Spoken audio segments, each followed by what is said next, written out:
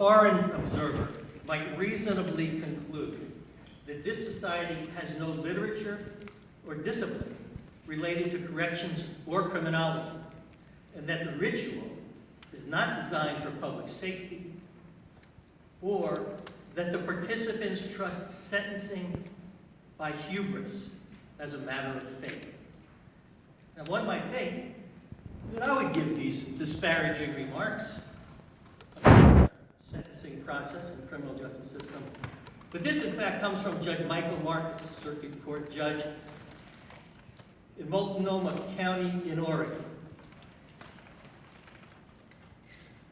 He had some has written prolifically on the issue of sentencing, what we do with sentencing in the United States.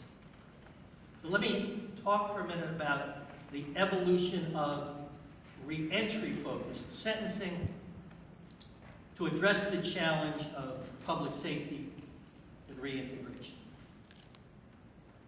On June 7, 2006, then Governor George Pataki signed into law an important change affecting sentencing in New York. The only problem was nobody paid attention. Penal Law Section 105 sub 6 added an additional goal of sentencing to the four traditional goals.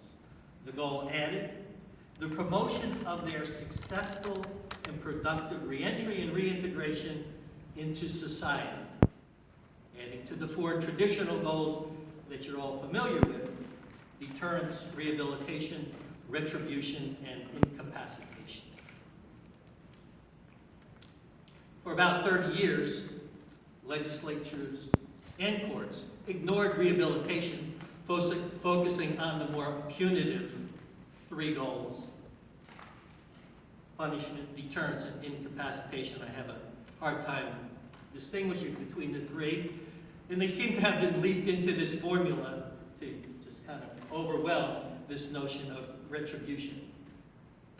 But identifying reintegration as a goal has some very important implications, both as to how we approach sentencing, both for the individual and for the communities in terms of public safety. Under this new sentencing framework, judges must use an individualized approach that confronts new questions not asked before.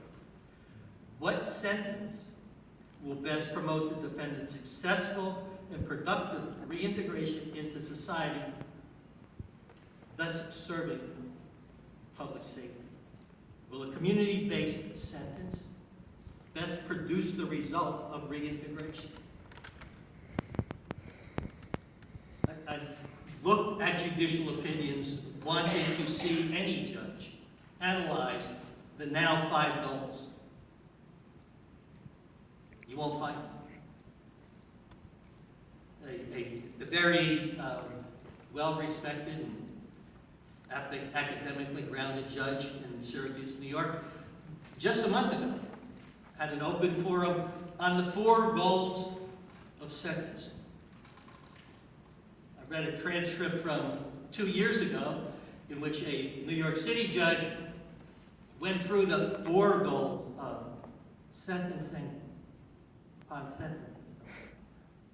In fact, for the first 5 years after its passage, little was said or written about this significant shift.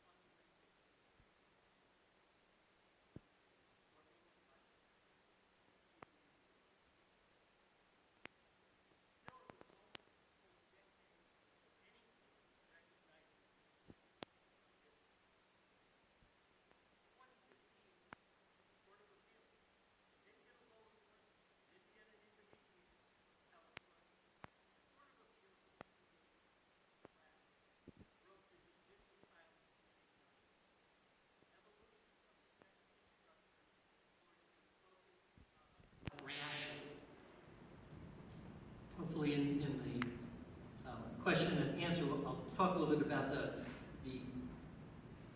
practical implications. But the legislature has opened the door for us. The Court of Appeals has welcomed us in to use this reintegrated sentencing framework. The challenge now, if one were to be optimistic, is for judges, prosecutors, the defense bar, sentencing advocates, and probation officers to apply skill, reasoning, creativity, and research to give real meaning to this reintegrated sentencing model that we've been given as a gift.